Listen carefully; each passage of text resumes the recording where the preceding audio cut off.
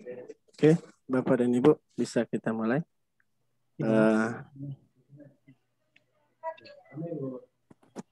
Pergi aja lah, nggak apa-apa. Ya. Baik, Bismillahirrahmanirrahim. Assalamualaikum warahmatullahi wabarakatuh. Terima kasih atas waktu yang diberikan dan kesempatan pada pagi hari ini bisa join bersama dalam diskusi daring kita pada pagi hari ini, dan tak lupa kita mengucapkan syukur alhamdulillah kehadirat Allah karena kita diberikan kesehatan dan kesempatan, dan alhamdulillah dalam situasi dan kondisi kita pada hari ini masih puasa.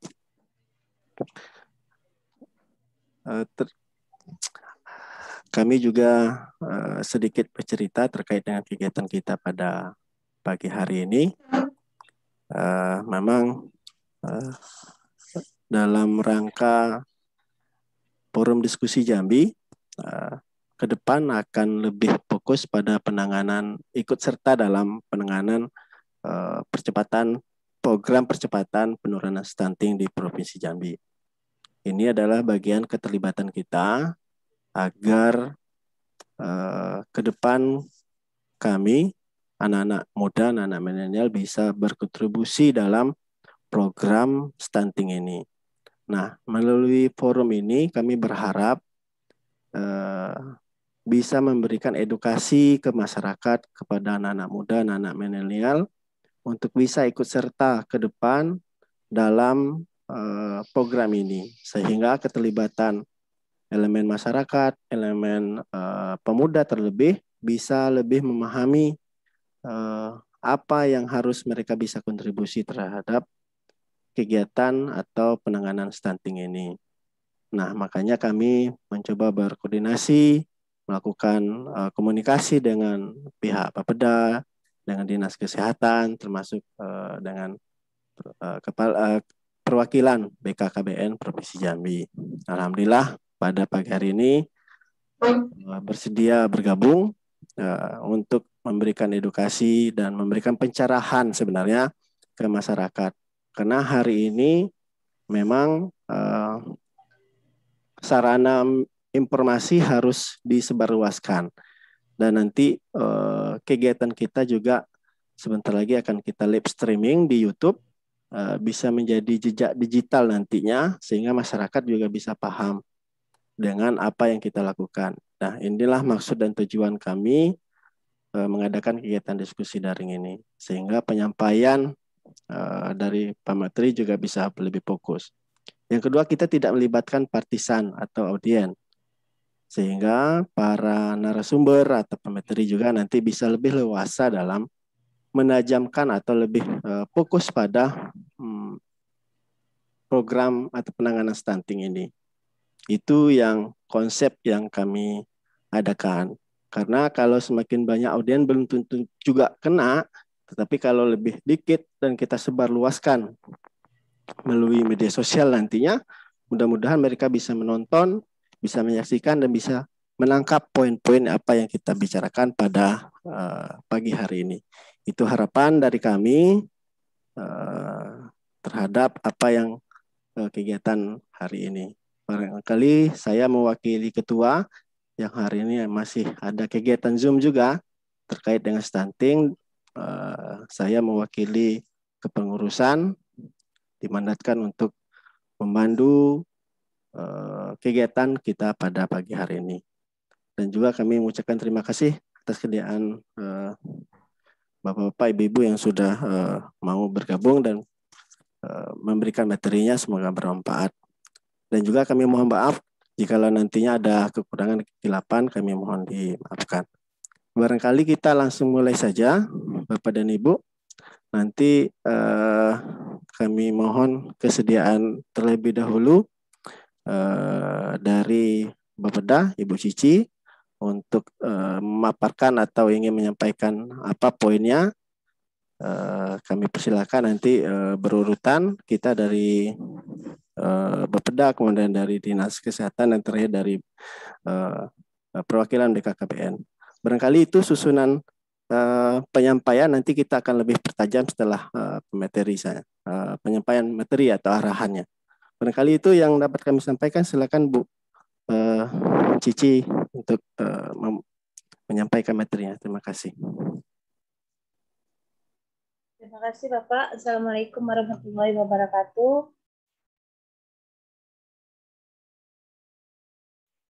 Kedengaran Pak suaranya Pak? Ya, kedengaran Bu. Assalamualaikum warahmatullahi wabarakatuh. Mungkin terima kasih atas waktunya. Saya mohon maaf juga ingin menyampaikan permohonan maaf. Mungkin Pak Ade tidak bisa hadir hari ini. Jadi saya mewakilkan beliau dalam forum diskusi kita kali ini terkait dengan masalah stunting. Ini kita langsung share screen atau gimana Pak?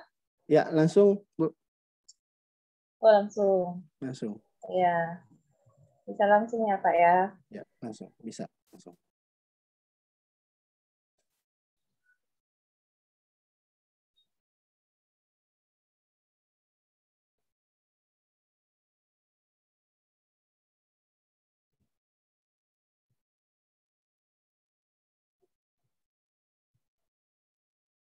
Kelihatan ya Pak? Ya.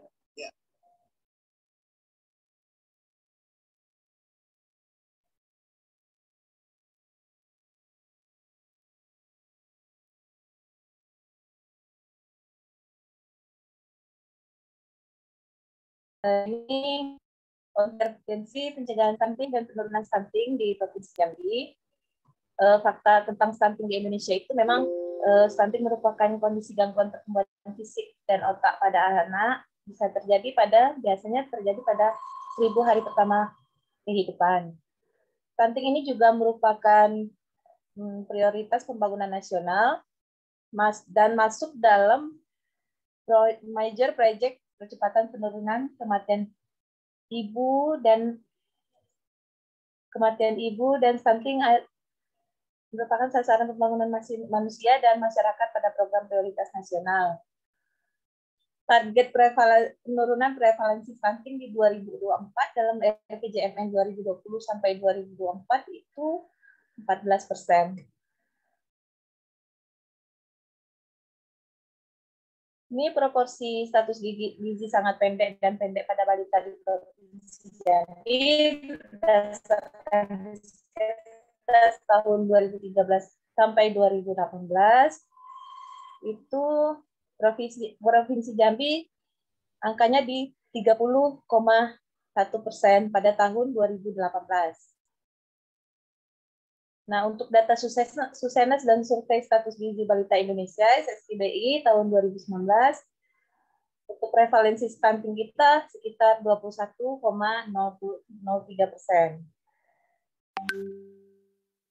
Ini target penurunan stunting kita di tahun 2022, Pak. Untuk Provinsi Jambi, kita akan menurunkan target 16%.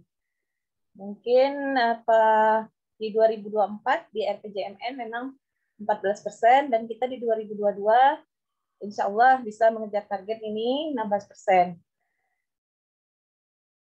Ini untuk kerangka dan penyebab dan pendekatannya, asupan untuk pencegahan stunting, asupan gizi dan status kesehatan. Yang pertama ketahanan pangan, lingkungan sosial, lingkungan kesehatan, lingkungan pemukiman. Memang untuk penyebab langsung itu asupan gizi dan status kesehatan.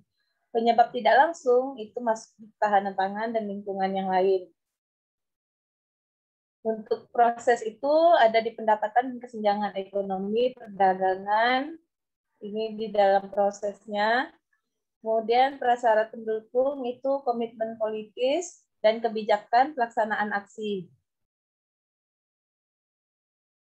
Untuk kendala percepatan pencegahan stunting ini, belum efektifnya program-program pencegahan stunting, belum optimalnya memang koordinasi penyelenggaraan intervensi gizi dan spesifik di semua tingkatan, mulai dari tingkat desa sampai tingkat ke provinsi. Kemudian belum efektif dan efisiennya pengalokasian dan pemanfaatan sumber daya dan sumber dana, keterbatasan kapasitas dan kualitas penyelenggaraan program, kemudian masih minimnya advokasi kampanye dan diseminasi terkait stunting. Istilah stunting memang belum banyak dikenal baik di tingkat masyarakat kita mulai dari berbagai lapisan.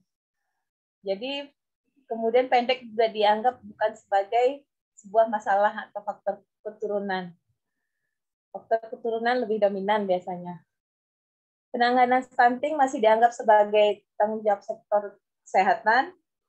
Kemudian di beberapa tempat terdapat budaya atau mitos yang mempunyai pengaruh negatif seperti ibu hamil dilarang makan cumi, kolostrumnya dibuang, anak baru lahir diberi madu, dan lain-lain. Untuk perubahan perilaku merupakan juga salah satu kendala dalam percepatan dan pencegahan penanggulangan stunting di masyarakat. Memang butuh waktu yang panjang untuk perubahan perilaku ini.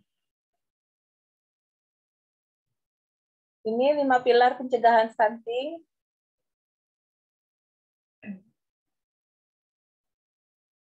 Pilar pertama itu ada komitmen dan visi pimpinan tertinggi. Pilar kedua ada kampanye berfokus pada pemahaman perubahan perilaku, komitmen politis, dan akuntabilitas. Pilar ketiga itu ada konvergensi dan konsolidasi program nasional daerah dan masyarakat. Pilar keempat mendorong kebijakan nutrisional food security. Kemudian pilar kelima ada pemantauan dan evaluasi. Saat ini yang dilakukan Bapeda dan beberapa OPD terkait itu ada di pilar ketiga, yaitu konvergensi dan konsolidasi program nasional daerah dan masyarakat. Ini untuk pendekatan upaya percepatan penurunan stunting, untuk pendekatan multisektornya tidak terbatas pada sektor kesehatan. Ada kesehatan dan gizi, ada air minum dan sanitasi, ada pengasuhan dan PAUD, perlindungan sosial, dan ketahanan pangan. Untuk perlibatan multi-stakeholder, yaitu memerlukan kolaborasi lintas pemangku kepentingan, ada 29 dunia usaha, ada 29 CSO, mitra pembangunan, media, pemerintah 23, kementerian lembaga, dan akademia.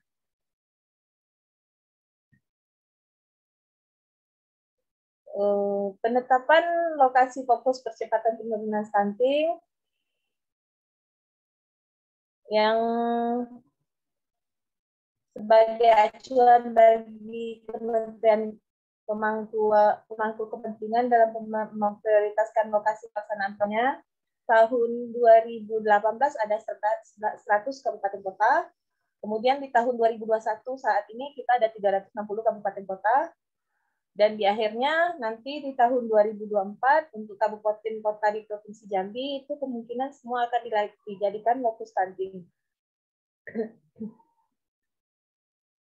Kriteria pemilihan lokasi fokusnya yaitu jumlah balita stunting, ada prevalensi stunting, tingkat kemiskinan, daerah dengan komitmen dan praktik baik, kemudian pemerataan lokus di tiap provinsi. Konvergensi ini merupakan upaya untuk memastikan seluruh intervensi penurunan stunting sampai pada target sasaran. Dari pusat ada 18 kementerian lembaga, kemudian dari provinsi dan kabupaten kota ada pelaksanaan 8 aksi integrasi, internalisasi kegiatan ke dalam dokumen perencanaan dan anggaran. Kemudian di tingkat kelurahan itu menyasar rumah tangga dengan ibu hamil dan balita 1000 HPK. Kemudian pemanfaatan dana kelurahan. Untuk penanganan stunting sendiri itu ada intervensi gizi spesifik dan ada intervensi gizi sensitif. Kalau untuk intervensi gizi spesifik ini berkontribusi sekitar 30% untuk penanganan stunting. Untuk intervensi gizi sensitif berkontribusi sekitar 70%. Yang intervensi gizi spesifik di dalamnya termasuk intervensi prioritas yang paling berdampak pada pencegahan stunting ditujukan untuk semua sasaran prioritas 1000 hari pertama kehidupan. Yang kedua, intervensi pendukungnya yaitu intervensi yang berdampak pada masalah gizi dan kesehatan lain yang terkait stunting dan dilakukan setelah intervensi prioritas terpenuhi. Kemudian intervensi prioritas sesuai kondisi yaitu intervensi yang dilakukan sesuai dengan kondisi tertentu, termasuk untuk kondisi darurat bencana. Intervensi gizi sensitif sendiri ini dari berbagai aspek seperti peningkatan akses pangan bergizi, peningkatan kesadaran komitmen dan praktek pengasuhan gizi ibu anak, peningkatan akses dan kualitas pelayanan gizi di luar sektor kesehatan, peningkatan penyediaan air bersih dan sarana sanitasi. Sasarannya adalah masyarakat umum, bukan lagi khusus di 1000 HPK, karena 1000 HPK sudah masuk di intervensi gizi spesifik.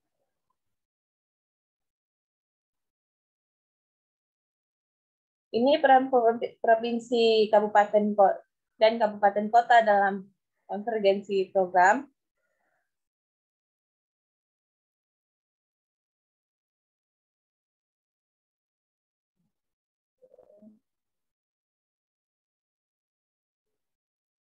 Yang pertama, menyiapkan kebijakan berkaitan dengan penurunan stunting. Kedua, melaksanakan standar layanan minimal secara maksimal. Membentuk atau memanfaatkan tim koordinasi yang sudah ada untuk penurunan stunting, kampanye dan promosi, mengalokasikan anggaran APBD Provinsi Jambi dan sumber dana lainnya yang sah untuk program dan kegiatan penurunan stunting kabupaten kota. Yang keempat, penguatan kapasitas sumber daya provinsi dan kabupaten kota. Yang kelima, stakeholder learning review, pembelajaran antar kabupaten kota. Yang keenam, melakukan monitoring dan evaluasi upaya penurunan stunting, yaitu monitoring pelaksanaan 8 aksi penurunan stunting terintegrasi di kabupaten kota. Yang ketujuh, ada penilaian kinerja kabupaten kota dalam pencapaian aksi konvergensi pencegahan stunting. Nah, ini 8 aksi konvergensi integrasi yang di tingkat kabupaten. 8 aksi integrasi itu ini merupakan instrumen dalam bentuk kegiatan untuk meningkatkan integrasi intervensi dalam penurunan stunting. Ada aksi pertama itu analisis situasi. Aksi kedua itu ada rencana kegiatan. Kemudian aksi ketiga ada rembuk stunting. Aksi keempat ada peraturan bupati atau wali kota tentang peran desa. Aksi kelima ada pembinaan KPM. Aksi keenam ada sistem manajemen data. Aksi ketujuh ada pengukuran dan publikasi stunting. Kemudian aksi 8 ada review kinerja tahunan. Dalam 8 aksi konvergensi ini, provinsi mengawal pelaksanaan aksi integrasi di tingkat kabupaten kota. Jadi 8 aksi ini dilakukan oleh kabupaten dan nantinya akan diunggah melalui web Kemendagri.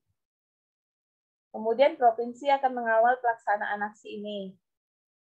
Provinsi juga memfasilitasi pembinaan pemantauan dan evaluasi dan tindak lanjut terhadap pelaksanaan konvergensi pencegahan stunting di kabupaten kota.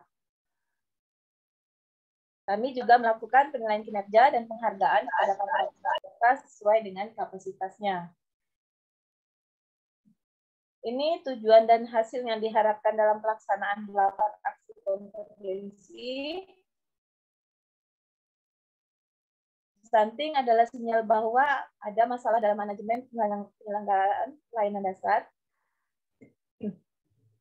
sehingga pelayanan untuk mencegah dan menurunkan prevalensi stunting tersedia dalam skala dan kualitas yang memadai serta tidak sampai secara lengkap pada kelompok sasaran prioritas, yaitu ibu hamil dan anak-anak di bawah usia di bawah 2 tahun.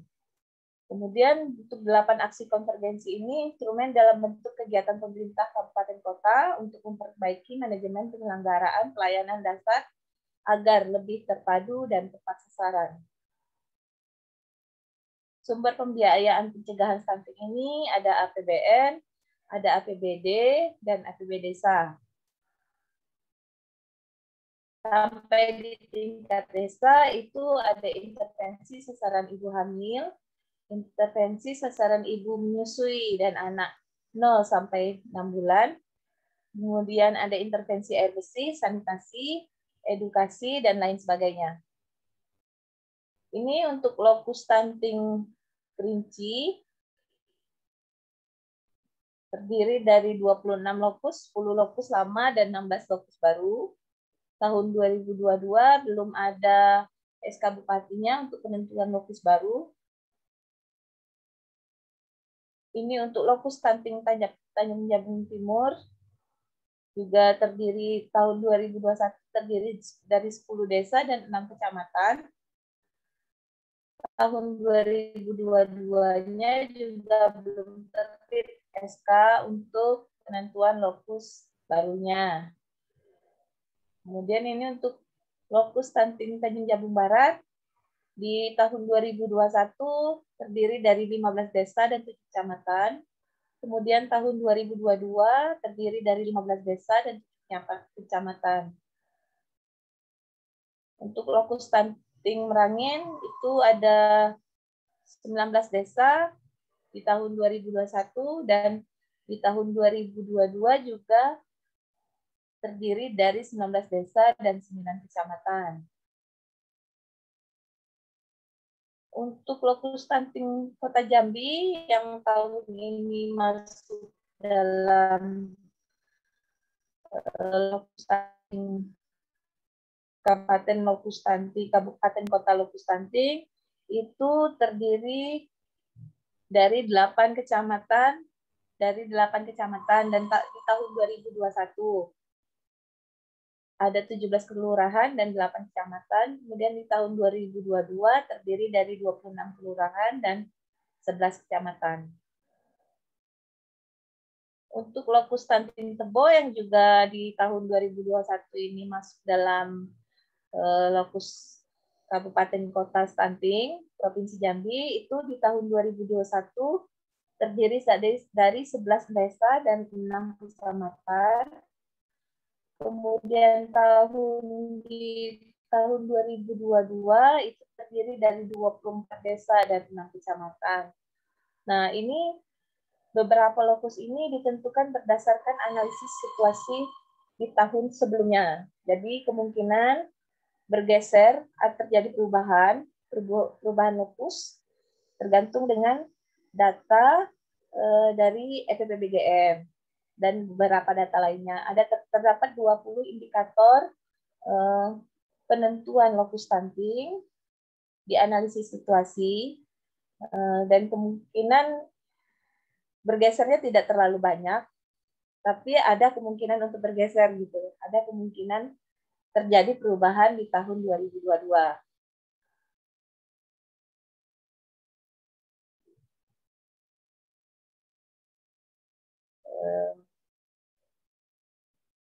Begini, itu saja yang bisa saya sampaikan, Pak. Terima kasih atas waktunya. Bisa dilanjutkan untuk yang lain.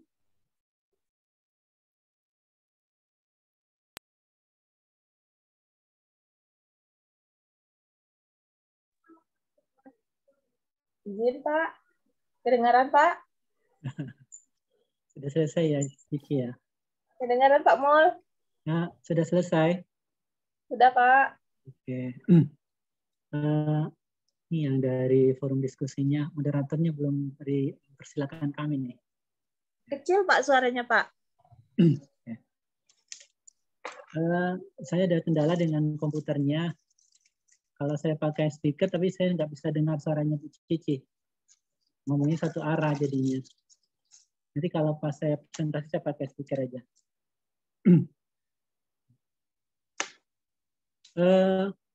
Gimana Pak Moderator, lanjut untuk kami menyampaikan materi.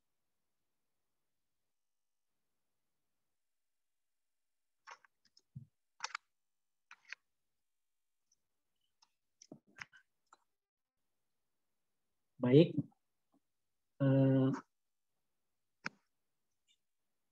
Karena dari Bapeda sudah tadi, kami akan lanjutkan penyampaian informasinya dari Dinas Kesehatan.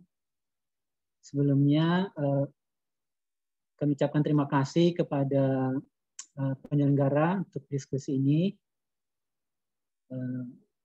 Kami akan coba share materinya dan kita tidak akan memanfaatkan waktu yang terlalu panjang ya, mungkin sekitar 10 atau 15 menit saja biar nanti bisa dilanjutkan dengan diskusi dari yang lain. Oke.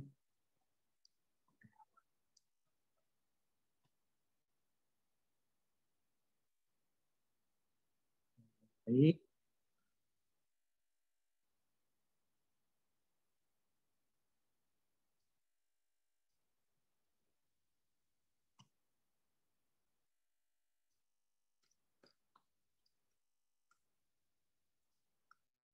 Ada beberapa informasi yang tadi sudah disampaikan Bu Cici, kami tidak akan menyampaikan ulang. Kita mulai dari permasalahan gizi yang kita hadapi saat ini. Secara nasional, pemerintah mengharapkan pada tahun 2024 terkait dengan stunting, kita bisa menurunkan prevalensinya menjadi 14%. Itu diawali dari kondisi awal berdasarkan Riskesdas tahun 2018, prevalensi stunting yang ada di Indonesia sekitar 30,7% ya. Dan nanti diharapkan bisa kita tekan setiap tahunnya sehingga pada tahun 2024 bisa diturunkan menjadi 14%. Di samping permasalahan stunting, sebetulnya kita menghadapi permasalahan gizi yang lain yang kalau dilihat ada kaitannya dengan penanganan dengan stunting itu sendiri. Seperti tingginya prevalensi anemia pada ibu hamil ini sebesar 48,9, artinya sebagian dari ibu hamil kita mengalami anemia. Ini terjadi karena ibu hamil, anemia ini terjadi karena ibu hamil kurang makanan yang mengandung zat gizi yang untuk pembentukan hemoglobin, ya berupa sumber protein. Dan dampaknya juga pada ibu hamil ini adalah akan terganggunya perkembangan anaknya. Nah, perkembangan anak yang ada di dalam kandungan ibu bagian dari 1000 hari pertama kehidupan yang jadi fokus dari penanganan masalah stunting. Jadi untuk itu, ketika kita bicara tentang penurunan stunting, kita juga harus intervensi ibu hamilnya ini. Ini secara zat gizi mikro ya, ibu hamil mengalami anemia. Begitu juga dengan permasalahan yang lain, secara makro, ibu hamil juga mengalami kekurangan energi kronis dan prevalensinya cukup besar ya, sebanyak 13,3%. Harapan kita ini bisa kita tekan nanti pada tahun 2024 jadi 10% dan ini juga bagian dari upaya kita menangani masalah stunting. Karena tadi sudah dijelaskan masa hamil adalah masa 1000 hari pertama kehidupan. Kemudian banyaknya balita yang mengalami gizi kurang. Gizi kurang ini maksudnya berdasarkan komposisi tubuh, proporsinya dia kelihatan kurus. Nah, dan ternyata jumlahnya cukup banyak, ada 10,2% dan ini harus kita tekan menjadi di bawah 7%, baru kita bisa dibilang mengalami bebas dari masalah gizi kurang ini. Begitu juga, nah ini terkait dengan kekurangan gizi. Ada masalah lain yang mungkin tidak langsung terkait dengan stunting adalah juga banyaknya obesitas dan penyakit tidak menular pada dewasa ya, dan itu diawali dari adanya obesitas. Obesitas dan PTN ini kalau dipelajari secara konsepnya ternyata ada kaitannya juga dengan banyaknya tingginya prevalensi stunting pada anak balita. Karena nanti kalau kita pelajari, stunting itu akan berdampak pada tingginya kejadian obesitas dan penyakit tidak menular pada usia dewasa. Ini tadi sudah disampaikan Bu Cici tentang besaran permasalahan yang ada di Jambi. Kita lanjut aja. Ini jadi juga sudah ya. Nah, ini hasil riset yang terbaru, hasil SSGBI tahun 2019, di mana kita Jambi prevalensi stuntingnya ada 21,03%. Ketika kita ingin bicara tentang penurunan stunting, tentu kita harus paham dulu apa itu stunting. Stunting adalah terjadinya kegagalan tumbuh dan kembang, dan ini merupakan dampak yang sifatnya kumulatif. Oke, saya bisa dulu. Oke. Dan terus-menerus, terutama pada 1000 hari pertama kehidupan. Jadi stunting itu tidak muncul secara kronis ya, secara akut, secara tiba-tiba, tapi dia adalah merupakan proses yang kronis ya, yang berlangsung semenjak dari ibunya hamil sampai nanti anaknya memasuki masa pertumbuhan dan perkembangan. Yang jadi kendala kita tadi sudah disampaikan Bu Cici bahwa ternyata banyak masyarakat yang menganggap stunting itu bukan masalah karena pendek ya sudah dari sananya pendek gitu kan. Namun yang perlu kita khawatirkan adalah pendek itu biasanya bersamaan dengan permasalahan yang lain. Nah, nanti kan kita lihat apa permasalahan yang lainnya. Dan yang lain yang ketika kita bicara tentang stunting atau pendek ini adalah kalau di masyarakat itu banyak anak yang ukurannya pendek, mungkin tidak akan dianggap itu sebagai masalah ya. Yang lain juga pendek. Karena ada slogannya gini, umur sama kok beda tingginya. Kalau yang lainnya sama pendeknya ya mungkin dianggap nggak masalah ya. Mungkin ini perlu kita ganti juga nih. Untuk kita mengenali pendek, kita tidak bisa hanya secara subjektif atau hanya melihat berdasarkan perbandingan anak kita dengan anak yang lain. Ada standarnya yang bisa kita pakai dan itu jadi rujukan secara internasional ya, standar WHO, di mana anak itu kalau berada di bawah -2 standar deviasi, standar baku WHO, dan itu digunakan oleh Kementerian Kesehatan terkait dengan penilaian untuk anak pendek, dia berada di bawah -2 standar deviasi. Maksudnya -2 ini, standar deviasi ini adalah menggambarkan distribusi tinggi badan anak-anak pada kelompok umur tertentu. Kalau dia di bawah -2 berarti dia menyimpang jauh ke bawah dibandingkan dengan rata-rata tinggi badan pada anak pada kelompok umur tersebut. Oke. Nah ini tadi yang kita bicarakan. Ketika anak itu pendek atau stunting, mungkin kalau secara perawakan karena yang lain juga banyak yang pendek, kita tidak akan berpikir itu jadi masalah. Stunting biasanya anak pendek itu adalah gambaran tentang adanya gangguan pertumbuhan dan perkembangan anak yang kumulatif yang dimulai dari semenjak hamil sampai nanti anak itu masuk masa pertumbuhan dan perkembangan. Apa yang terjadi ketika adanya gangguan pertumbuhan dan perkembangan? Ini terjadinya gagal tumbuh, ya kan? Di mana anak itu mengalami berat badan lahir rendah atau yang sering disingkat dengan BBLR, kecil, pendek. BBLR ini ukurannya berat lahirnya kurang dari 2,5 kg. Pendek ya, dia lahir dengan ukuran kurang dari 48 cm. Nah, itu kita bilang pendek. Atau dia lahir dengan kurus ya, dia tidak proporsional, kelihatan tulangnya gitu kan. Kelihatan kulit pembalut tulangnya. Dan itu terjadi kenapa? Karena kurangnya asupan gizi atau adanya penyakit yang dialami ibu selama hamil. Gagal tumbuh ini bisa terjadi semenjak proses hamil ya, 1000 hari pertama tadi sampai nanti anaknya melewati umur pertumbuhan. Oke.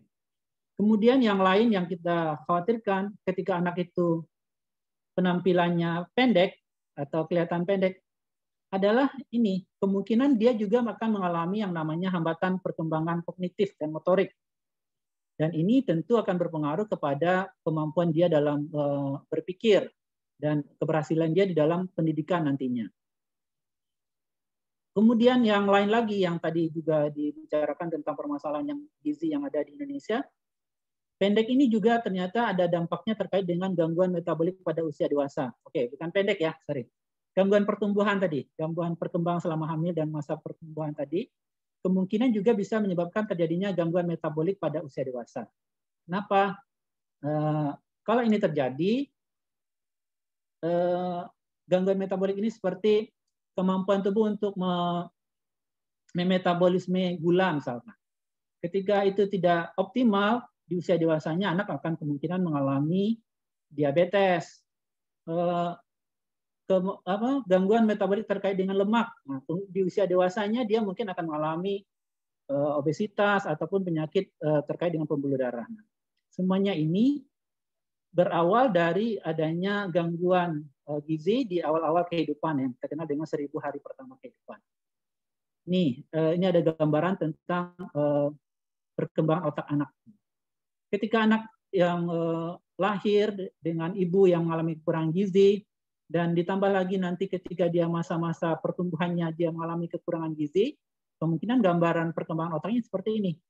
Sel otaknya jumlahnya sedikit dibandingkan dengan anak yang sehat. Nah, dan inilah yang dikhawatirkan ketika kita bicara tentang stunting. Otaknya kosong gitu ya, nggak optimal perkembangannya. Nah, berdasarkan konsep yang dikembangkan oleh UNICEF, dan ini yang dipakai oleh pemerintah kita untuk upaya kita menangani masalah stunting, ada 2 hal penyebab langsung ya, dan inilah harusnya yang kita intervensi pertama kali. Ya. Untuk asupan gizi dan status kesehatan. Anak itu akan mengalami stunting atau mengalami gagal tumbuh ya karena bahan makanan atau zat yang untuk membangun pertumbuhan itu kurang. Dan ini muncul atau terjadi karena berbagai dampak atau berbagai penyebab yang kita kenal dengan istilahnya penyebab tidak langsung. Ataupun makanannya cukup, namun anaknya mengalami sakit atau gangguan kesehatan. Misalkan anaknya nggak bisa mensintesa makanan yang masuk. Atau ibunya juga mengalami sakit, makanannya banyak, tapi makanannya terpakai untuk mengatasi kondisi sakit si ibu. Nah, ini juga akan berdampak pada perkembangan anak sehingga anaknya nanti bisa jadi stunting. Dan ini terjadi ya karena banyak hal yang menyebabkan adanya gangguan status kesehatan, begitu juga dengan asupan gizi. Kalau dipelajari lagi, ternyata semuanya itu tidak lepas dari yang ini. Ada persyaratan pendukung ini. Terkait dengan masalah ekonomi. Ya. Kalau dia nggak mampu ya gimana dia memberikan makanan yang cukup, mendapatkan makanan yang cukup. Nah, praktisnya seperti itu. Dan begitu juga kalau situasi politik kita tidak baik, negara kita tidak aman, ya bagaimana kita bisa mendapatkan asupan gizi yang cukup ataupun mendapatkan kondisi kesehatan yang baik. Dan ini adalah upaya yang dilakukan secara nasional ya, kita mengenal konsep konvergensi atau terintegrasi, di mana di situ diharapkan semua komponen yang ada di pemerintahan dan di masyarakat semuanya perhatian pada kelompok 1000 hari pertama kehidupan ini untuk menjamin konsumsi gizi dan kondisi kesehatannya menjadi lebih baik sehingga nanti anaknya tidak stunting. Nah, ini dua ini yang sebetulnya yang prioritas kita intervensi. Dengan pendekatan ya sesuai dengan sesuai dengan kapasitas kita. Misalkan dari Bapeda ya, Bapeda dia sebagai koordinator, dia lebih mengarahkan tentang pembiayaannya. Kemudian dari sektor kesehatan, karena dia memahami teknisnya langsung, dia bisa intervensi secara langsung. Atau yang kita kenal istilahnya dengan upaya yang sifatnya spesifik, ya kan? Dan begitu juga unsur-unsur pemerintahan yang lain. Oke. Ini tadi sudah ya sama Bu Cici. Nah, ada satu hal yang menarik nih, dan ini pernyataan WHO ya, mudah-mudahan ini bisa jadi renungan buat kita juga. Permasalahan gizi ini kalau kita lihat ternyata banyak penyebabnya ya, atau malnutrisi ya. Dan dia sering menjadi concern atau perhatian semua orang. Namun yang menjadi kendala adalah tidak ada yang betul-betul berespons secara optimal terkait dengan permasalahan ini. Nah, harapan kami dengan membaca dari pernyataan WHO ini, kita rubah pernyataan ini, ininya kita hilangkan, no-nya kita hilangkan, tapi kita nyatakan kita siap bertanggung jawab sesuai dengan kapasitas kita masing-masing, sesuai dengan pemahaman atau kemampuan kita masing-masing. Satu lagi yang ingin kami informasikan terkait dengan upaya kita mencegah stunting. Anak itu mengalami gangguan pertumbuhan dan perkembangan, dan ibu hamil mengalami gangguan perkembangan kehamilannya. Sebetulnya kita sudah punya alat bantu yang semua masyarakat punya. Ibu hamil dan anak balita mempunyai buku KIA. Nah, di sini ada semacam catatan. Kalau untuk ibu hamil ada catatan tentang pemeriksaan kehamilannya, catatan tentang perkembangan kondisi kehamilannya. Namun yang jadi kendala, buku KIA ini, buku untuk ibu ini, sebagian ibu tidak pernah membaca bukunya, cuman dibawa-bawa aja. Nah, begitu juga petugas kadang belum optimal menjelaskan tentang apa yang ada di dalam buku KIA ini. Kemudian ketika anaknya sudah lahir, di dalam buku KIA ini juga ada alat bantu kita untuk memantau pertumbuhan berupa KMS. Yang jadi kendala berdasarkan temuan kami, KMS banyak yang tidak diisi. Padahal ketika kita bisa mengisi KMS dengan benar, kita akan tahu adanya gangguan pertumbuhan itu secara lebih dini dan bisa kita intervensi. Yang kami temukan, kegiatan pengisian KMS ini sebagian besar dilakukan di posyandu ya. Pemantauan pertumbuhan itu dilakukan di posyandu. Dan fenomena yang terjadi sebagian posyandu kita, ibu yang datang dengan membawa anaknya ke posyandu ya sekedar baru sampai batas ditimbang. Nah, namun tidak begitu belum tercatat lengkap di buku di KMS-nya sehingga tidak bisa dilakukan monitoring. Kemudian kendala yang kami temukan juga yang menurut kami, ibu datang ke posyandu, permasalahan yang dialami oleh ibu dan anaknya masih kurang kita intervensi di situ. Belum ada penjelasan tentang anaknya berat badannya tidak naik, kenapa ya? Belum ada didiskusikan seperti itu. Ibunya kondisinya kurang sehat, kenapa ya? Mungkin inilah yang perlu penajaman kita atau penekanan kita ke depan, bagaimana pelayanan yang langsung ke masyarakat itu bisa lebih optimal. Ini ya alat bantunya buku KIA. Kemudian untuk perkembangan juga ada alat bantu yang namanya deteksi dini tumbuh kembang. Di situ bisa dilihat apakah anak usia 6 bulan sudah bisa mengangkat kepalanya, atau kalau tidak berarti dia berisiko mengalami gangguan perkembangan. Dan di sini ada catatannya. Dan ada beberapa petugas yang sudah dilatih untuk bisa melakukan pemantauan tentang gangguan perkembangan ini.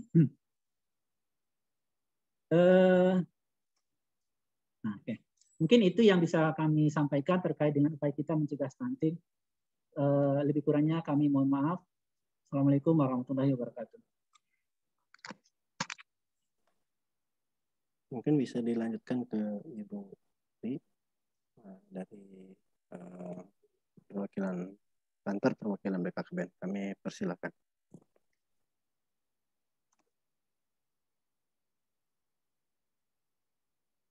Baik, Pak. Ya. Kita lanjut saja ke Ibu Sri dari kantor perwakilan BKKBN Provinsi Jambi untuk melanjutkan sesi pemaparan. Baik, terima kasih Pak. Apa ya Pak? Nama enggak tahu namanya. Iya, Pak Dedi, Bu. Pak Dedi. Maaf, tadi sambil berbincang ini di depan saya ini ada Ibu Novi yang bagian teknis tentang penanganan stunting ini. Dan kami juga ini mendadak nih Pak. Kebetulan tadi malam baru dapat informasinya. Jadi alhamdulillah kita bisa bergabung. Terima kasih Pak atas kesempatan ini yang sudah diberikan kepada kami. Apakah suara saya jelas terdengar? Atau Jelas, saya ya. saya buka masker aja ya? Jelas, Bu, jelas. Ya, baik Pak. Kami akan sedikit berdiskusi. Ini katakanlah bukan pemaparan ya Pak, karena kita hanya berbincang-bincang, namun ada sedikit slide yang akan saya tampilkan, lebih pada penguatan bagaimana peran dari BKKBN sendiri dalam penanganan dan pencegahan stunting. Baik, silakan Bu Novi dibuka slide-nya.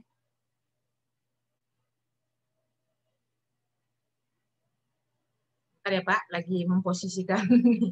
Mungkin ada sekitar 5 atau 6 slide. Ya, ini untuk pencerahan saja. Mudah-mudahan nanti kita akan ada kesepakatan bagaimana Provinsi Jambi ini bisa terbebas dari stunting.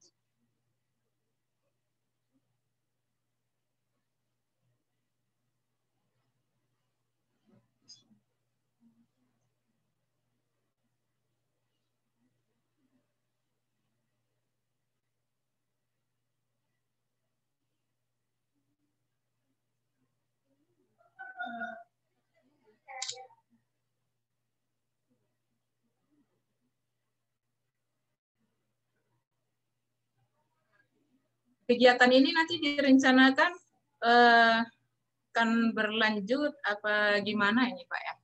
Apakah setelah kegiatan ini kita akan ada satu kegiatan yang bersama atau gimana? Iya Bu, Ya. baik.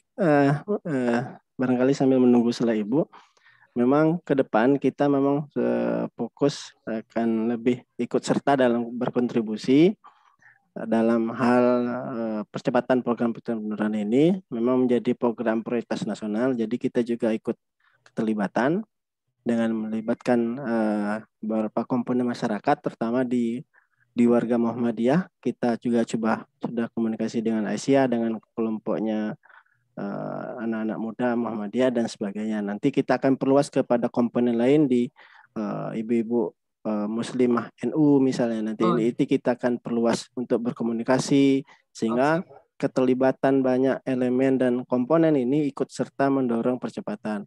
Nah, tentu pemahaman ini juga melalui media Zoom kita, live streaming di YouTube, menjadi wujud kita, keseriusan kita ke depan untuk apa yang bisa kita lakukan. Karena hari ini pemahaman akan stunting ini harus dimasifkan gitu. Nah, dengan ini mudah-mudahan pencerahan dari Ibu, Bapak hari ini bermanfaat.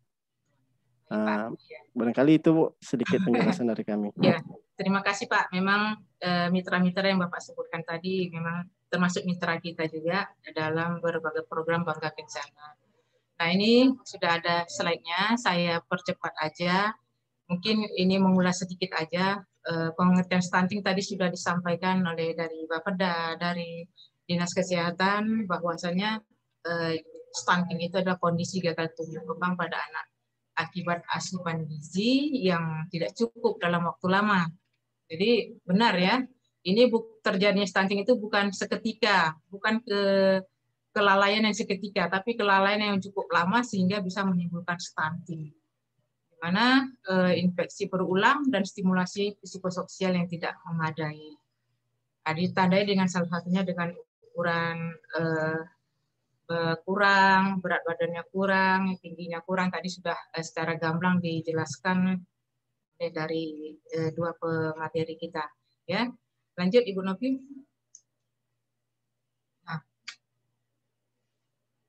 Ini merupakan suatu sindrom dan sangat berdampak sekali keberlanjutan kepada sumber daya manusia kita, termasuk anak-anak di masa depan. Ya. Karena saat ini juga kita ketahui bahwasanya Indonesia juga Provinsi Jambi dalam posisi masyarakatnya lebih banyak usia produktif, atau yang kita kenal adalah lagi mencapai bonus demografi. Dalam pencapaian bonus demografi ini tentunya kita harus benar-benar mengawal di mana nanti apakah bonus demografi ini bisa kita nikmati atau nanti malah jadi malapetaka. Jadi program penurunan stunting ini tentu suatu hal yang memang benar-benar menjadi perhatian kita supaya kita juga tidak gagal dalam meraih bonus demografi. Nah, BKKBN juga mempunyai peran dalam percepatan penurunan stunting ini. Walaupun sekarang bahwasanya BKKBN ditunjuk sebagai koordinator dalam percepatan penurunan stunting, tidak akan bisa bekerja sendiri. Satu instansi tidak akan bisa melakukan intervensi sendiri tanpa kita bersama-sama bergotong royong untuk melakukan ini. Baik dari lintas sektor dan yang paling penting adalah masyarakat. Kalau pemahaman masyarakat tentang stunting ini tidak sangat awam dan tidak diberi pemahaman, ini nonsen. Apapun program yang kita luncurkan tidak akan berhasil. Jadi saya senang sekali Bapak mengundang kita saat ini, mudah-mudahan nanti ini informasi bisa kita sebarluaskan ya melalui media maupun secara online maupun offline ya Pak ya. Nah, di mana BKKBN berusaha melakukan pendekatan penanganan. Pertama, kita lagi gencar-gencarnya promosi dan KIE, komunikasi, informasi, edukasi bagaimana pengasuhan 1000 hari pertama kehidupan. Ya. 1000 hari pertama kehidupan, ya tadi sudah dijelaskan dari pemateri sebelumnya, mulai janin dalam kandungan, dari kehamilan sampai bayi lahir dan mencapai usia 2 tahun. Ini yang perlu diberikan pemahaman, dan kita juga sudah melakukan ini dari tahun 2018, 2019, 2020, dan ini tahun 2021 kita sudah lakukan promosi ini di beberapa kabupaten. Harapannya masyarakat yang mempunyai balita, calon bayi, ibu hamil ini dapat terpapar promosi dan KI pengasuhan 1000 HPK. Banyak pasangan siap menikah tapi tidak siap untuk memiliki anak. Itu tanpa disadari. Sehingganya kita perlu beri pemahaman. Ya. Kemudian pemantauan dan intervensi tumbuh kembang anak usia 0-5 tahun ya pada 3,6 juta keluarga ini se-Indonesia Pak ya. Ini kita berikan pemahaman intervensi. Ada satu kelompok kegiatan di program dari BKKBN itu adalah Bina Keluarga Balita. Kita memberikan pemantauan dan pemahaman di sini pada kelompok-kelompok kegiatan Bina Keluarga Balita sehingga masyarakat paham bagaimana cara memantau tumbuh kembang anak. Memantau tumbuh kembang anak umur 0-5 tahun. Dalam pencegahan stunting itu perspektifnya pertama program siap nikah dan siap hamil. Ini mencegah stunting. Nah, tadi saya sudah sampaikan promosi dan KI pengasuhan 1000 HPK, kita ada program siap nikah dan siap hamil. Nah, program siap nikah ini kami sasar kepada remaja. Sasar kepada remaja melalui kegiatan Pusat Informasi Konseling Remaja namanya.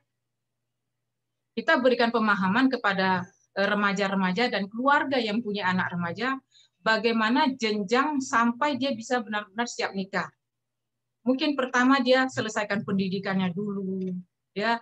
Bagaimana pola hidup sehat menjadi remaja itu akan dipelajari semua. Nanti ini programnya ada kita berikan kepada keluarga yang punya anak keluarga yang punya anak remaja dan remaja itu sendiri supaya benar-benar siap untuk hamil. Ini sebagai upaya untuk mencegah stunting juga. Nah, yang pertama tadi bagaimana program siap nikah ini tentunya dari usia Pak ya. Dari usia remaja harus siap nikah di bawah usia minimal 21 untuk perempuan dan 25 untuk laki-laki. Nah, itu hal yang pokok yang paling penting dipahami. Dan bla-bla-blanya nanti akan kita berikan pemahaman kepada remaja pada kelompok kegiatan.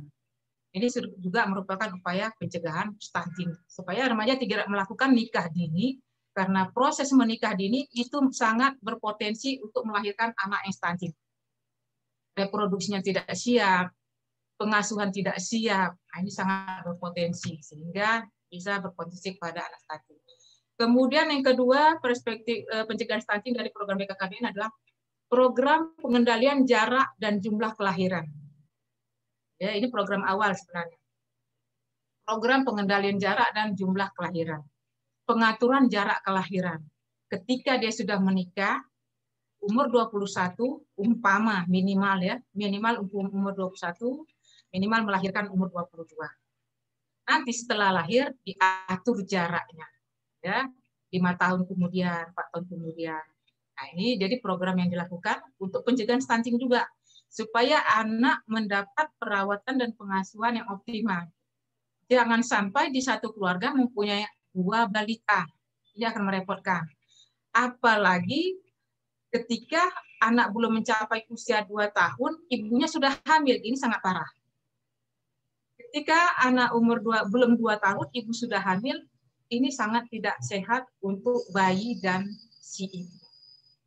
Nah, program kita di sini bagaimana pengendalian jarak dan jumlah kelahiran melalui program keluarga berencana dengan cara pemakaian alat kontrasepsi. Kemudian penerapan pola baru ANC. Ini apa ini ANC Bu Novi? Antinatal care ya. Ya, pola pengasuhan setelah melahirkan. Ya, sedikit bertanya Pak kepada ahlinya. Jadi penerapan pola baru ANC ya. Ini pola pengasuhan setelah melahirkan. Nah, ini mungkin nanti bisa kita sondingkan dengan promosi KI pada pengasuhan 1000 HPK. Itu akan termasuk di situ. Setelah melahirkan banyak mungkin pasangan atau si ibu tidak bisa kurang pengetahuan untuk pengasuhan.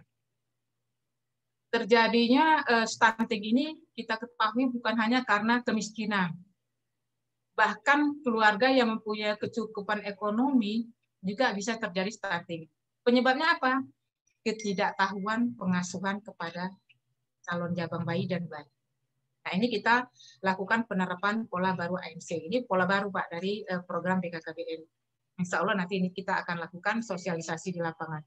Yang keempat, edukasi tentang gizi bayi, kesehatan reproduksi, dan KB kepada ibu pasca persalinan. Tentunya ini kami akan bekerja sama dengan Dinas Kesehatan. Kalau di lapangan itu ada bidan desa, ya ini kita ada petugas lapangan PLKB juga. Nanti di sini akan memberikan edukasi tentang gizi bayi. Pastikan kolaborasi pada kegiatan ini. Jadi pemahaman, edukasi, promosi itu program dari BKKBN dalam upaya penanganan stunting. Lanjut, Novin.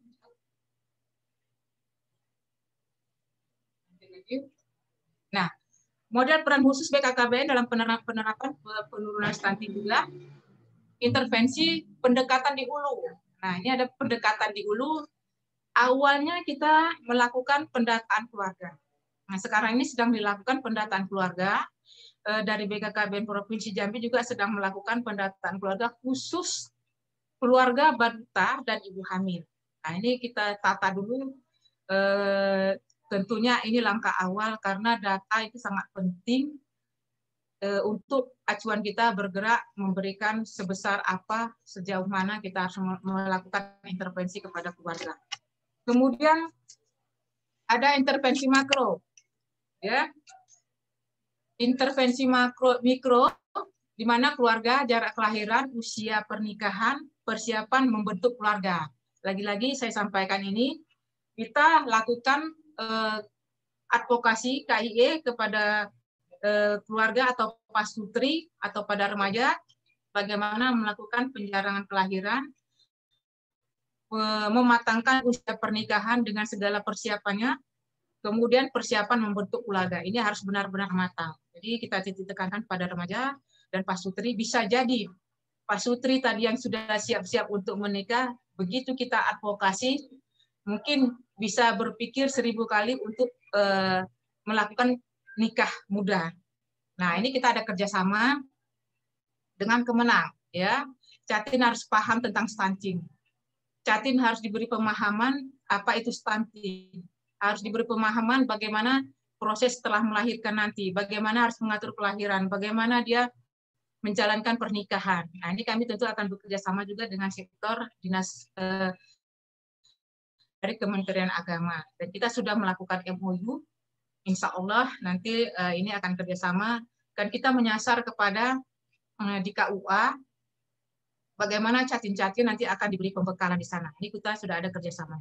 Kemudian ada intervensi komunal melalui Faskes, ya, rumah sakit, praktek dan puskesmas. Di sini kita masuk memberikan konseling kepada calon ibu ketika nanti setelah melahirkan harus bagaimana, harus memakai alat kontrasepsi, kemudian nanti menjalankan kelahiran dan bagaimana pelayanan alat kontrasepsi yang baik. Kemudian di Kampung KB. Nah, Kampung KB ini kita harus, karena Kampung KB di Provinsi Jambi sudah terbentuk banyak sekali, sekitar hampir 200-an ya kalau tidak salah sudah terbentuk. Ini kita harus sasar bagaimana kita lakukan advokasi juga kepada masyarakat yang ada di Kampung KB. Karena Kampung KB ini notabene, Kampung KB adalah masyarakat pinggiran sungai, pinggiran laut, dan masyarakat terpencil. Sehingga di sini akses ke sana juga sangat sulit. Kami mungkin akan lebih gencar memberikan promosi ke wilayah-wilayah tersebut. Kemudian ada kebijakan makro, pembangunan kependudukan. Ini pembangunan kependudukan yang berkualitas, kita sasar mulai dari pembekalan kepada remaja sampai lansia. Jadi pembangunan kependudukan ini sangat luas sekali, supaya kita dapat menekan angka kelahiran, mengatur jarak kelahiran, sehingga kita akan menekan laju pertumbuhan penduduk. Di awal juga saya sudah sampaikan bahwanya kita sedang dalam mencapai bonus demografi. Ini benar-benar harus kita berikan pemahaman kepada usia-usia produktif, sehingga nanti pemahaman tentang stunting ini melekat kepada masyarakat umum. Nah, di outputnya nanti itu akan kita peroleh data keluarga yang berisiko stunting. Nah, data keluarga yang berisiko stunting tadi sudah sampaikan di intervensi awal kita melakukan pendataan. Tentunya kita akan memperoleh data tentang keluarga yang berisiko stunting. Keluarga yang berisiko stunting tadi itu yang sudah di awal saya sampaikan, ibu hamil, keluarga balita, bayi di bawah 2 tahun. Itu sangat berisiko, sehingga nanti kita berikan intervensi lebih dalam. Kemudian catin, ya, catin yang mendapat pembekalan mencegah stunting. Ini sudah saya sampaikan, kita bekerja sama dengan Kementerian Agama. Kemudian ada program KB, kemudian ada kependudukan spesifik untuk masing-masing daerah. Outcome-nya jumlah keluarga berpotensi dan memiliki anak stunting di intervensi, indikator klasiknya total fertility rate, kita bisa menekan angka tidak kelahiran, kemudian median usia kawin pertama ini kita harapkan nanti usia kawin pertama kepada perempuan 21, kepada laki-laki 25. Kemudian ASFR X specific fertility rate. Ini kita cegah bagaimana usia 15-19 tahun bagi wanita jangan sampai terjadi kelahiran di usia ini. Ya. Mungkin ada tidak terjadi pernikahan, tapi sudah terjadi kelahiran. Terjadi pernikahan tapi di usia 15-19 tahun. Ini benar-benar harus kita cegah. Jadi kami menyasar usia-usia ini dan wilayah-wilayah atau kategori-kategori seperti ini. Kemudian unmet need, di mana ada kebutuhan pasangan usia subur, kebutuhan ber-KB tapi tidak terpenuhi. Ini pengertiannya, ada pasangan usia subur tapi tidak terlayani, tidak memakai alat kontrasepsi. Nah, ini juga kami perlu memperoleh data ini supaya nanti kita bisa menganjurkan, memotivasi bagaimana si keluarga, si pasangan itu memakai alat kontrasepsi. Atau alat kontrasepsinya dapat di mana, mungkin dia tidak tahu, akan kita beri pemahaman. Nah, melalui program IBangga. Ya. Kemudian ada indikator baru, jarak kehamilan dan persalinan, persentase cacing paham stunting, jumlah stunting baru, jumlah stunting teratasi. Ya. Lanjut.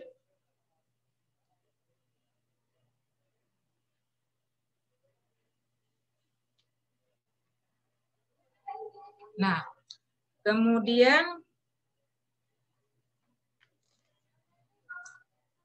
ya implementasi penanganan, lanjut lagi, Pi. Langsung aja ke data, data yang terakhir tadi. Nah, kita tidak usah berpanjang. Nah, ini targetnya di Provinsi Jambi.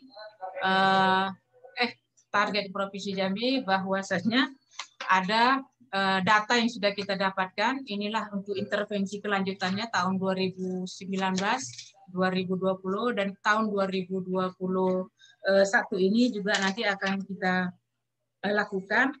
Ini kita dapat datanya melalui elektronik pencatatan dan pelaporan gizi berbasis masyarakat. Nah, nanti data ini nanti akan kami update terus bekerjasama dengan kesehatan dan lintas sektor lainnya, sehingga nanti intervensi kepada keluarga dan masyarakat benar-benar tidak ada yang tidak terlayani. Insya Allah semua masyarakat akan terpapar program promosi 1000 hari pertama kehidupan. Dan pada tahun ini insya Allah BKKBN Jambi juga akan melakukan intervensi di 2 kabupaten, yaitu Kabupaten Tebo dan Kota Jambi, yang ini sedang berlangsung proses sosialisasinya, dan sebelumnya juga di kabupaten lain sudah kita lakukan ada 6. Tadi dari Bapeda juga sudah memberikan wilayah-wilayah. Insya Allah nanti tahun 2024 semua akan terpapar pemahaman tentang stunting ini. Namun, walaupun sudah ada lokus untuk terpaparnya materi ini, menutup kemungkinan dulu ya kabupaten kota nanti akan kita lakukan komunikasi, informasi, edukasi tentang stunting ini, sehingga pencegahan lebih awal bisa kita lakukan. Saya rasa itu saja pemaparan dari saya. Kita berdiskusi saja. Mohon maaf, mungkin ini banyak sekali kekurangannya. Saya mohon maaf dan saya akhiri. Assalamualaikum warahmatullahi wabarakatuh. Waalaikumsalam warahmatullahi wabarakatuh. Terima kasih Bu atas penjelasan, dan sebelumnya ke pembicara sebelumnya ada Pak Murdi Asman dari Dinas Kesehatan dan Ibu Cici dari Bapeda. Barangkali kita tidak terlalu lama juga, mengingat waktu hari ini bertepatan dengan hari Jumat. Nanti akan kita sambung pada selanjutnya. Tapi ada beberapa pertanyaan barangkali menjelang kita tutup. Pertama terkait dengan upaya-upaya apa yang sudah ditempuh. Ya, tadi sudah dijelaskan semua mengenai dari Ibu Cici tadi ada 8 aksi yang harus dilakukan, perencanaan yang harus dilakukan sebagaimana upaya untuk penekanan stunting, dan juga Pak Muldi Asman juga tadi menjelaskan bahwa perlu penekanan terhadap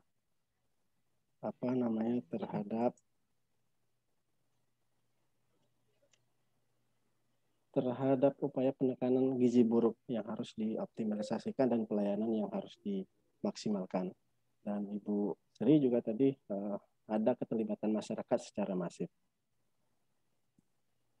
Nah, halo, suara saya masih jelas Pak, Bu? Agak samar-samar. Sekarang? Oke ya. Sudah Pak. Oke ya. Oke. Ya.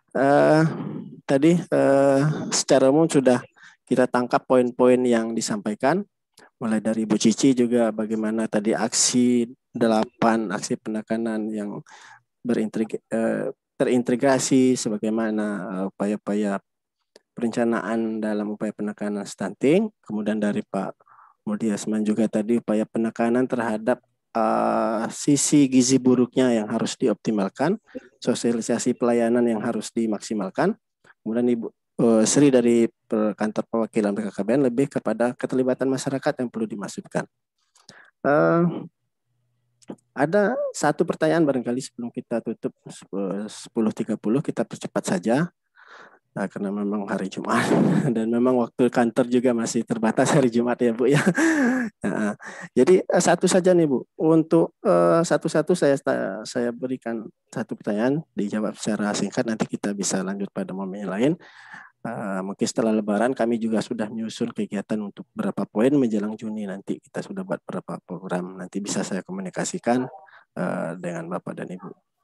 Pertama terkait di sisi Bapeda. Bapeda ini kan dimanahkan oleh melalui keputusan gubernur itu sebagai ketua tim percepatan penanganan stunting di Provinsi Jambi. Memang awamnya hari ini kan masih awam terhadap tim ini sudah sejauh mana dalam upaya penanganan ini, sehingga memang masyarakat perlu tahu juga ada di tim, ada upaya dan actionnya sudah sejauh mana sih Bu, upaya keterlibatan, termasuk melibatkan lintas sektor kan, kalau di tim itu kan lintas sektor keterlibatannya. Nah, sejauh mana sih Bu upaya yang sudah dilakukan oleh tim? Barangkali Ibu bisa, setahu pengetahuan Ibu aja, kalau barangkali bisa Ibu sampaikan. Kemudian dari Pak Mahmud Desman. Ya, baik Pak. Langsung atau kita satu-satu aja dulu? Oh, Satu-satu boleh Pak, aja. satu-satu dulu. Oke, saya ya. Silakan Bu Cici, langsung aja. Oh ya. Baik, kalau untuk Bapeda kita memang ada memang leading sektornya di kita. Jadi ada beberapa OPD yang memang terlibat dalam penanganan penurunan stunting ini, yang berkoordinasi untuk penanganan penurunan stunting. Itu ada Dinas Pendidikan, ada Dinas Kesehatan, termasuk BKKBN juga. Semua terlibat, beberapa OPD, dan itu memang untuk kita provinsi memantaunya melalui aksi 8 aksi konvergensi itu kita memantaunya melalui web Kemendagri. Jadi setiap kabupaten kota yang merupakan lokus stunting itu akan mengunggah setiap aksi yang telah dilaksanakan untuk penurunan stunting di web resmi Kemendagri. Dan itu akan kita nilai secara bertahap, namanya penilaian kinerja untuk 8 aksi konvergensi. Saat ini di tahun 2021 kita ada 6 lokus stunting. Dari 11 kabupaten kota itu ada 6 lokus stunting. Tanjung Jabung Timur, Tanjung Jabung Barat, Kabupaten saat ini ada Kabupaten Tebo dan Kota Jambi, ada Merangin juga, satu lagi Kerinci.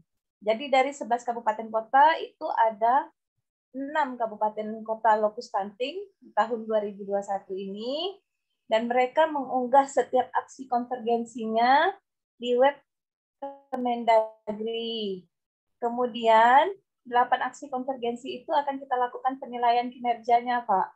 Jadi secara bertahap kita akan melakukan aksi konvergensi itu di tahun 2021 ini. Aksi konvergensinya di aksi 4 sampai aksi 8 untuk penilaian kinerjanya. Aksi 4 sampai 8 untuk Kabupaten Merangin dan Tanjung Jabung Barat. Di tahun 2022 akan terjadi beberapa perubahan penilaian kinerja. Di tahun 2022, semua aksi dari 1 sampai 8 akan dilaksanakan dalam satu waktu. Tadinya ini dipisah-pisah Pak penilaian kinerjanya dari 1 sampai 4, 5 sampai 8. Untuk di tahun 2022, penilaian kinerja dari 1 sampai 8 akan dilaksanakan di tahun 2022 itu penilaian aksi 1 sampai 8-nya yang di tahun 2021 akan dilaksanakan penilaian kinerjanya di tahun 2022. Kemudian juga untuk tahun 2022 kemungkinan besar 11 kabupaten kota akan masuk dalam lokus stunting. Jadi sampai dari tahun 2018 sampai 2021 ini ada 6 kabupaten kota, dan di 2022 insya Allah semua 11 kabupaten kota akan masuk dalam lokus stunting. Memang dilakukan secara bertahap dari tahun ke tahun. Dan memang ada sebagian beberapa aksi yang mungkin sudah dilaksanakan tetapi tidak maksimal. Yang paling sulit itu sinergitas antara OPD-OPD yang ada. Di Bapeda itu karena mengkoordinir beberapa OPD itu sangat berat gitu Pak. Terutama juga salah satunya komitmen pemerintah daerahnya untuk penanganan stunting itu sendiri. Itu yang paling penting sebenarnya. Kalau pemerintah daerahnya komit untuk penurunan stunting, itu ke bawah-bawahnya enak gitu Pak. Tapi kadang-kadang setelah berjalannya waktu, komitmen itu semakin berkurang. Masyarakat pun jadi semakin tidak konsen lagi gitu Pak untuk penanganan stunting ini sendiri. Itu aja Pak. Jadi kita terus monitoring kok Pak, monitoring terus untuk pelaksanaan ini. Ya, itu saja mungkin Pak bisa dijelaskan Pak. Ya, artinya terus dimonitoring, tapi terkait dengan kan kegiatannya diupload di web, artinya itu bisa diakses ya Bu ya? Iya, bisa Pak. Bisa diakses ya. Artinya bisa diakses ya. Memang itu juga yang perlu keterlibatan kita juga, selain keterlibatan masyarakat juga ikut dengan pemerintah untuk sama-sama peduli gitu. Nah, tapi kan memang sektornya kan lebih pemerintah, akan kelibatan kita ke masyarakat. Mudah-mudahan ini bisa juga mendorong pemerintah daerah, baik itu kabupaten kota yang lokusnya menjadi penanganan stunting, bisa lebih aware lagi terhadap masalah ini. Ini kan terkait dengan masa depan generasi selanjutnya. Terima kasih Ibu. Jadi memang upaya sudah dilakukan, tapi kan harus juga mendapatkan hasil yang maksimal. Hasil maksimal juga perlu keterlibatan semua pihak dengan penekanan apa yang disampaikan Ibu tadi, ada 8 aksi yang terintegrasi yang melibatkan lintas sektor, dan juga ini penekanannya lebih kepada upaya kita dalam upaya percepatan penurunan. Terima kasih Bu Cici. Saya lanjut ke Pak Muldiasman dari Dinas Kesehatan. Kalau kami tangkap pada lebih Dinas Kesehatan ini juga sebenarnya dalam tim sekretaris ya, dalam tim penanganan percepatan itu juga sekretaris.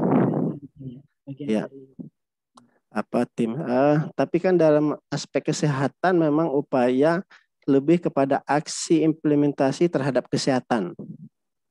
Ya, 1000 program 1000 hari, kemudian penekanan suplemen gizi, vitamin dan segala macamnya. Proses penekanan atau intervensi terhadap gizi buruk ini terhadap program apa yang sudah dilakukan oleh Dinas Kesehatan untuk penekanannya itu, Pak? Selain memberikan bantuan lewat puskesmas, lewat bantuan vitamin atau apapun, tapi intervensi secara masif atau memang pemberdayaan di puskesmas itu yang masih kurang atau apa Pak, supaya penekanan ini lebih ditekan lagi gitu. Nah, oke, lanjut Pak. Terima kasih. Baik Pak Dedi, terima kasih atas diskusinya ya. Ya. Maaf sebelumnya suaranya jelas nggak Pak? Oke, jelas. Oke, jelas. Karena saya nggak pakai speakernya lagi. Sebagaimana kita ketahui, adanya permasalahan gizi itu penyebab langsungnya ada dua. Ada dua hal yang menyebabkan langsung munculnya masalah gizi. Yang pertama adalah karena kurangnya asupan gizi, kurangnya makan lah bahasa gampangnya, kurang makan. Yang satu lagi adanya rendahnya kondisi kesehatan, atau ibu atau anak itu mengalami penyakit, dan itu disebabkan oleh banyak hal. Yang paling umum adalah karena kondisi lingkungannya yang kurang memadai, yang kurang sehat, gitu kan. Perbaikan kondisi lingkungan ini tentu butuh biaya yang banyak juga, nggak mungkin rumahnya nggak ada lantainya, jendelanya nggak ada, nggak mungkin kan kita kalau dari sisi kesehatan memperbaiki rumahnya, mengganti jendelanya, itu tidak mungkin. Nah, satu lagi tadi yang tentang kurangnya asupan. Yang kami lihat adalah kurangnya asupan gizi ini karena memang kondisi ekonomi masyarakat kita terkait dengan kemampuan membeli makanan itu kurang memang. Beberapa waktu yang lalu kami mengunjungi Tanjung Jabung Barat, di Kampung Nelayan. Kami lihat di situ ternyata kita menemukan anak dengan masalah gizi, ya. Kalau dari sumber daya, kalau kita lihat kan Kampung Nelayan tentulah banyak ikannya, ya kan. kaya akan zat gizi yang bisa dimanfaatkan untuk membantu pertumbuhan. Namun yang jadi kendala, hasil tangkapan ikan, hasil tani atau kayak di Kerinci itu banyak lahan pertaniannya luas, bebeknya banyak, titiknya banyak, adalah ternyata hasil tani atau hasil tangkapan ikan itu tidak dimanfaatkan optimal oleh keluarga tersebut untuk memenuhi kebutuhan gizinya. Kayak yang kami temukan kemarin, semua hasil tangkapannya ternyata dijual. Yang dimanfaatkan itu yang malahan yang sudah diolah, yang jadi ikan asin, dijadikan calo atau apa. Nah itu yang dimakan. Sementara kan secara kaidah ilmu gizinya, makanan yang terbaik itu adalah makanan yang segar, yang kalau ada grade-nya grade 1 lah, itu harusnya diberikan kepada anak-anak atau kepada ibu kan, sehingga anak itu bisa tumbuh dan berkembang dengan baik. Dan inilah yang mungkin ini yang jadi penekanan kami sebetulnya terkait dengan upaya memperbaiki kondisi gizi masyarakat ini. Kita memberikan edukasi kepada ibu dan anak melalui kelas pemberian PMBA namanya, pemberian makan pada bayi dan anak. Mulai dari bagaimana seorang ibu hamil itu harus makan sesuai dengan kebutuhan gizinya. Kemudian kita mengajarkan kepada keluarga bagaimana ibu setelah melahirkan memberikan ASI sebagai makanan yang terbaik pada anaknya sampai 6 bulan, yang kita kenal dengan istilah ASI eksklusif. Kemudian bagaimana anak itu setiap tahapan perkembangannya mendapatkan asupan gizi yang baik. Misalkan anak umur di atas 6 bulan sudah harus mendapatkan makanan yang dalam bentuk makanan yang dicincang, yang disaring, makanan lembek gitu kan. Dan begitu juga seterusnya sampai nanti anak-anak itu mendapatkan makanan sesuai dengan kebutuhannya. Nah, secara massal, secara umum, ketika anak-anak itu mengalami masalah gizi kurang, kita dari program gizi nasional sampai ke daerah kita ada berupa bantuan pemberian makan pada anak dengan berupa PMT. Yang mudah untuk diakses ya tentulah yang pabrikan. Namun sebetulnya kalau yang terbaik adalah yang bentuk makanan segar yang kita kenal dengan PMT lokal. Nah ini mungkin ke depan kalau memang kita mau berupaya yang spesifik kita Jambi, bagaimana PMT lokal ini lebih disemarakkan nanti. Ya, makanan-makanan yang ada di kita seperti yang kami ceritakan di Tanjung Jabung Barat, ternyata kita kayak ikan, banyak anak yang tidak makan ikan. Nah itu. Kayak di Kerinci barangkali, kayak telur bebek banyak, belut. Nah, semua zat gizi tadi kayak zat-zat gizi yang dibutuhkan untuk pertumbuhan anak. Ternyata kalau kita lihat banyak anak-anak atau ibu yang tidak mengkonsumsi bahan pangan lokal yang sebetulnya sangat penting untuk pertumbuhan dan perkembangan anaknya.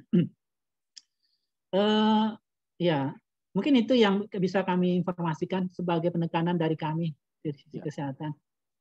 Terima kasih Pak Dede.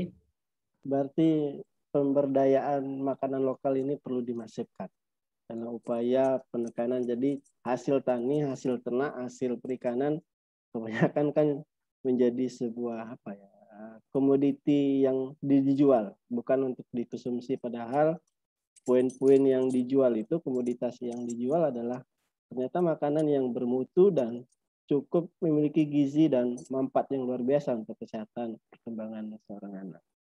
Nampaknya memang perlu juga menjadi masukan bagi kami nanti nih Pak, catatan-catatan yang atau beberapa poin yang kita tangkap. Mudah-mudahan ini kita dorong menjadi sebuah solusi, harapan, dan bisa kita implementasikan ke depan bagi kami untuk ikut terlibat dalam percepatan ini. Ke Ibu Sri ya, saya ke Ibu Sri dulu. Bu, ini secara nasional memang betul BKKBN ditunjuk menjadi koordinator. Tetapi kalau BKKBN ini kan lebih kepada remaja ya, penekanan keterlibatan remaja. Nampaknya apakah keterlibatan remaja dalam hal ini masih minim dalam termasuk yang dalam siap menikah tadi gitu nah. Ya kan tadi ada program siap menikah gitu, siap hamil gitu nah. Di Jambi sendiri kondisinya seperti apa sih Bu? Masih rendahkah atau perlu upaya apa gitu nah? Karena kalau kita lihat BKKBN kan lebih kepada keluarga berencana misalnya kan lebih awam umum masyarakat berpikir kan, termasuk dalam hal reproduksi gitu kan, ini kan lebih rencana tersusun. Tapi kan dalam hal sasaran anak remaja ini gitu. Kalau kita lihat dari Bapeda tadi kan lebih kepada perencanaan, bagaimana anggaran, bagaimana implementasi terhadap program, kemudian dari lebih kepada upaya penekanan gizi buruk, kesehatan gitu, lebih kepada kesehatannya. Ke BKKBN ini apa yang harus kita, karena memang sasaran sekarang ini anak remaja adalah anak-anak milenial, ya kan, yang hari ini masif di media sosial gitu kan. Jadi nampaknya memang sasaran kita harus media sosial ini, Bu. Nah, kondisi ini masih tergolong rendahkah keterpedulian, keterlibatan anak-anak dalam pantauan BKKBN ini sendiri, Bu? Sehingga target kita ke depan, oh ini bisa jadi sasaran empuk nih, bisa. Gitu, Bu. Mohon gambaran atau jawabannya, Bu. Terima kasih. Oke, terima kasih, Pak. Tadi sudah saya sampaikan, sebenarnya penekanan yang dilakukan oleh BKKBN adalah pada titik pengasuhan, ya, peran orang tua dalam pengasuhan, baik kepada anak balita, remaja, itu penekanan. Jadi pola pengasuhan. Jadi proses interaksi antara orang tua dan anak dalam mendukung perkembangan fisik, emosi, sosial, intelektual, dan spiritual sejak anak dalam kandungan sampai dewasa. Nah, ini yang dilakukan. Sehingga anak tumbuh dan berkembang menjadi pribadi yang cerdas, mandiri, sehat, berbudi pekerti yang luhur, dan berakhlak. Jadi BKKBN itu lebih mengarahnya kepada pola pengasuhan orang tua kepada anak. Jadi terjadi ada interaksi antara orang tua dengan anak sejak janin dalam kandungan. Maka tadi saya bilang mulai dari 1000 HPK sampai menyasar kepada remajanya itu sendiri. Nah, kalau tadi di tengah-tengah yang pembicaraan saya tadi lebih kepada remaja, memang kalau kondisi di Jambi sendiri itu menunjukkan bahwasanya rata-rata pernikahan usia di Jambi itu 19 tahun masih. Itu rata-rata ya. Namun masih ada yang melakukan pernikahan di atas 21, tapi rata-rata masih dalam kondisi 19 tahun. Ada beberapa kabupaten juga, saya tidak sebutkan nama kabupatennya, tapi ada beberapa kabupaten yang memang bahkan terjadi pernikahan anak juga sangat. Katakan anak itu masih umur 12 ya Pak ya. Nah itu kondisi ini juga sangat memungkinkan untuk terjadinya proses kejadian stunting itu sendiri. Nah ini makanya kami juga sangat gencar sekali bagaimana peran orang tua di sini dapat menjembatani, dapat membimbing, dapat mengarahkan anak. Pola asah, asih, dan asuh. Ini sering terabaikan. Penerapan 8 fungsi keluarga sering terabaikan. Di mana fungsi agamanya, sosial, pendidikan, dan segala macamnya ada 8 fungsi. Itu sering tidak tersampaikan, diberikan kepada anak. Nah, ini kami dari gambaran, saya mohon maaf karena tidak bisa menampilkan dari sisi datanya, tapi fenomena ini memang dari beberapa data yang kami dapat memang mengarah ke sana. Disinilah peran dari BKKBN. Pola pengasuhan orang tua kepada anak. Itu saja sih Pak. Nanti secara intervensi, secara teknis mungkin nanti kami akan berikan lebih lanjut bagaimana pola penerapannya di lapangan, Pak. Karena ini sangat panjang sekali kalau saya bercerita di sini pola penerapannya di lapangan secara teknis. Mungkin nanti kita akan berdiskusi dan saya juga dengan Ibu Novi tadi sudah berencana apa tidak memungkinkan kita nanti lakukan secara offline, ya, sehingga diskusi kita ini bisa kita bahas bersama kondisi-kondisi yang ada di provinsi. Saya rasa itu saja dari saya. Terima kasih. Terima kasih Bapak dan Ibu. Sebenarnya ini adalah awal saja dari kegiatan dan nanti kita akan dalam kemungkinan habis Lebaran kita akan kembali mengundang Bapak Ibu untuk lebih mempertajam lagi barangkali bahasa pembahasan kita karena ada beberapa poin yang menarik dari beberapa pernyataan Bapak dan Ibu yang perlu kita gali secara luas karena keterbatasan waktu juga, hari Jumat gitu kan, jam kantornya pendek gitu kan. Kalau hari biasa kan sampai Kami balik 3:30 Pak Ari. Jadi yang lembaga pertika barangkali langsung sore kalau Ibu Cici dengan Pak Desma ini kan biasanya sebelum Jumat udah jadwal pulang gitu hari Jumat. Nanti kita lanjutkan setelah Lebaran Bapak dan Ibu, kita pertajam lagi karena nanti kami juga mohon ada waktu juga untuk mungkin habis Lebaran juga silaturahim untuk berdiskusi secara offline dan online juga untuk mempertajam dari diskusi hari ini. Semoga bermanfaat Bapak dan Ibu, apa yang kami lakukan dan kita lakukan Bapak dan Ibu juga akan bermanfaat. Mudah-mudahan nanti kita buat diskusi atau dialog lain atau webinar apa nanti kami mohon kesediaan waktu juga, dan mudah-mudahan silaturahim ini, komunikasi ini bisa terus berjalan. Dan nanti kami juga akan membahas menjadi ada beberapa catatan dari Bapak dan Ibu kondisi stunting ada di Jambi ini. Mudah-mudahan kami bisa berkomunikasi dalam hal ikut serta dalam mendukung dan membantu program ini. Karena keterlibatan masyarakat tadi poinnya yang saya tangkap dari Ibu Sri ini penting, dari Bu Cici dan Pak Muldi Asman juga penting keterlibatan masyarakat sehingga secara masif dapat kita lakukan secara bersama-sama. Kata kuncinya gotong royong. Tadi saya dapat poin dari Ibu Sri.